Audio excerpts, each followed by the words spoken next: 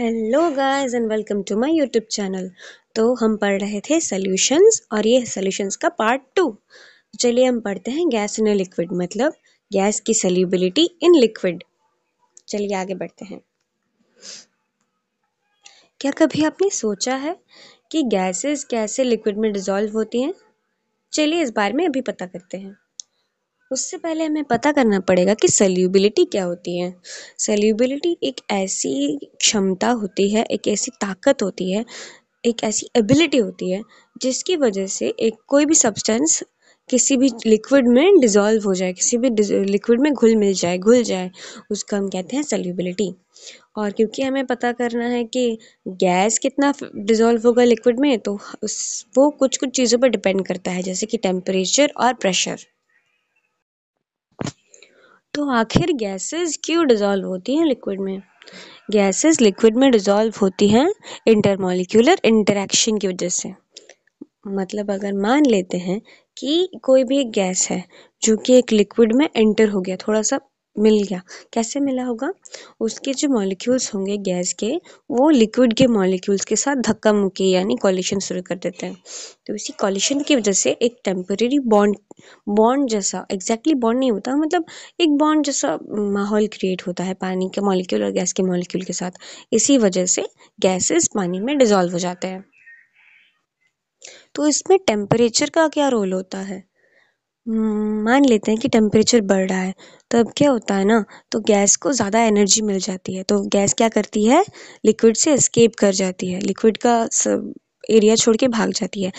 कभी कभी हमने देखा है ना कि जब सोडा गर्म हो जाता है, कोका कोला गर्म हो जाता है, तो उसमें वो बबल्स नहीं होते।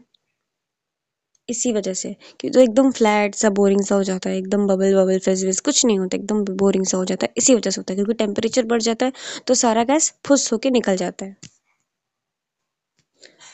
दूसरी तरफ अगर हम प्रेशर को बढ़ा देंगे, तब क्या होगा, तब प्रेशर बढ़ाने की वजह से जो गैस के मॉलिक्यूल्स होंगे उन पर दबाव बनेगा कि वो और भी ज़्यादा क्लोज्ड सिस्टम में आ जाए, मतलब एकदम आसपास आ जाए। अब एकदम आसपास आ जाएंगे तो लिक्विड के साथ भी उनका कोलिशन बेहतर होगा। इसी वजह से वो जो वो बॉटल्ड ड्रिंक्स होती है ना, जैसे कि कोका कोला हो गया, पेप्सी हो गया, उनको जब भी ऐसे अंदर प्रेशर देके बंद करते हैं ना, इसी वजह से, ताकि वो गैसेस अच्छे से मिक्स हो जाए। अब हर गैस की सॉल्युबिलिटी एक जैसी नहीं होती। जैसे कि कार्बन डाइऑक्साइड ज़्यादा सॉल्युबल होता है, मगर ऑक्सीजन थोड़ा सा कम सॉल्युबल होता है। अभी सॉल्युबिलिटी की कुछ एप्लीकेशंस भी तो होते होंगे ना। सॉल्युबिलिटी से हमें बहुत सारी चीज़ें पता चल सकती हैं कि मतलब कार्बोनेटेड बेवरेजेस जो होते हैं उनकी इंडस्ट्री में बहुत हेल्पफुल होता है। फिर मान लीजिए हमें कुछ एक्वाकल्चर करना हुआ कि मतलब कोई पानी का जीव, जैसे कि मछली हो गई या फिर कोई ऐसा कुछ पालते हैं ना लोग, तो उसमें वो डिज़ोल्व ऑक्सीजन कितना डिज़ोल्व हुआ, उन सब का बहुत इम्पोर्टेंट रोल होता है, ताकि वो अंदर जो जीव है पानी के अंदर जो हमने पाला हुआ है वो अच्छे से सांस ले सके। ऐसे और भी कई कई सारे एप्लीकेशंस होते हैं। अब हमेशा टेम्परेचर और प्रेशर की वजह से ही फ़र्क नहीं पड़ता, दूसरे फैक्टर्स भी होते हैं, जैसे कि कौन सा सॉल्ट लिया है या फिर कौन सा सल्यूट लिया है, ऐसी चीज़ों पे फ़र्क पड़ता है। गैस सॉल्युबिलिटी मतलब वो जो लिक्विड है उसमें कौन सा, नहीं मतलब हमारा सल्यूट तो गैस है ना, हमारा सल्यूट जो है उसमें वो कौन कौन सा टाइप का गैस है, ऐसी चीज़ों में भी बहुत फ़र्क पड़ता है। मतलब अलग अलग गैसेस की अलग अलग सॉल्युबिलिटी होती है ना, तो पहले बताया था वही बात है ये। तो चलिए अब आगे बढ़ते हैं वेपर प्रेशर और राउल्ट्स लॉ की तरफ। तो सबसे पहले बारी आती है वेपर प्रेशर की। तो क्या होता है वेपर प्रेशर? मान लीजिए कोई भी एक सब्सटेंस है, कोई भी एक सब्सटेंस है जिसका जो वेपर फॉर्म में भी एग्जिस्ट कर रहा है और सॉलिड या फिर लिक्विड फॉर्म में भी एग्जिस्ट कर रहा है, सॉलिड या फिर लिक्विड फेज में भी एग्जिस्ट कर रहा है इक्विलिब्रियम कंडीशन में। तो जो वेपर फेज होगा उस सब्सटेंस का, वो जो प्रेशर एक्सर्ट करेगा इन इक्विलिब्रियम पोजीशन पर अपने लिक्विड काउंटर पार्ट या फिर सॉलिड काउंटर पार्ट के साथ, उसको हम कहते हैं वेपर प्रेशर। तो अब राउल्ट्स लॉ में क्या बताता है? राउल्ट्स लॉ हमें ये बताता है कि मान लीजिए जो वेपर प्रेशर है एक सॉल्वेंट का इन अ सॉल्यूशन, वो डायरेक्टली प्रोपोर्शनल होता है मोल फ्रैक्शन के साथ।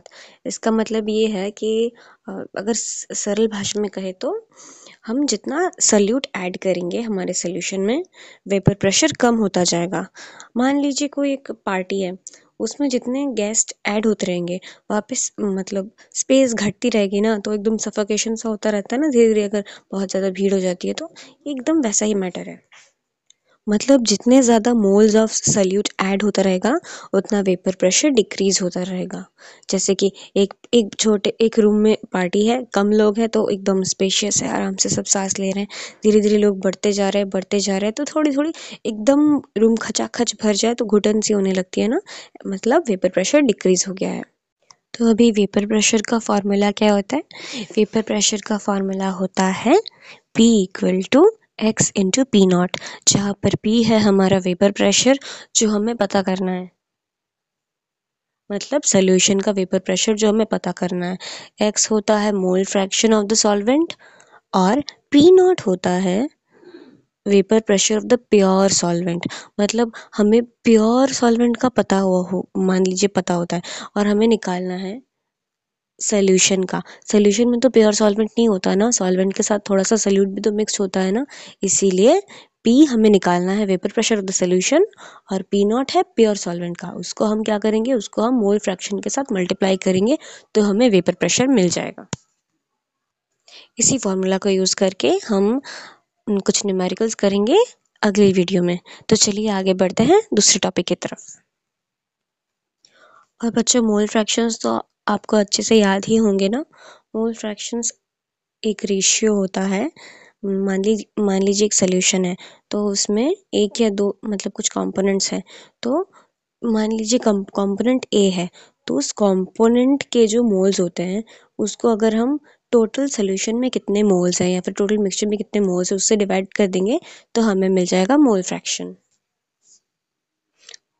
ये ना एक तरीका होता है कॉन्सेंट्रेशन को एक्सप्रेस करने का।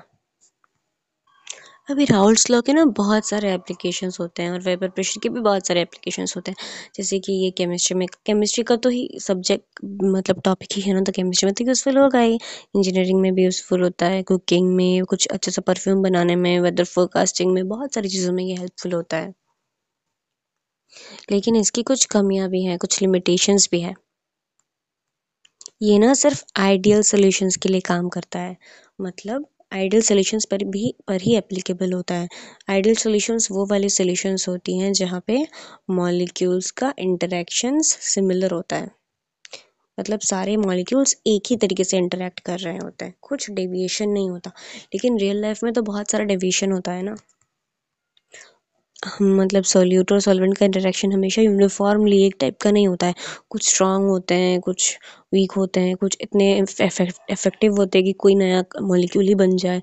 रियल लाइफ में कभी ऐसा आइडियल एक ही टाइप का नहीं होता है, बहुत सारे अप्स एंड डाउन्स डेविएशंस आते रहते हैं। वेपर प्रेशर के बारे में एक मज़ेदार बात यह है कि वेपर प्रेशर हमारे वेदर को इन्फ्लुएंस करता है। कैसे इन्फ्लुएंस करता है? वेपर प्रेशर ना, जब बादल बनते हैं उनका प्रेसिपिटेशन कैसे होता है, बादल कैसे बनते हैं, इन सब चीज़ों को बहुत अफेक्ट करता है। तो ठीक है दोस्तों, आज की वीडियो यहीं तक थी।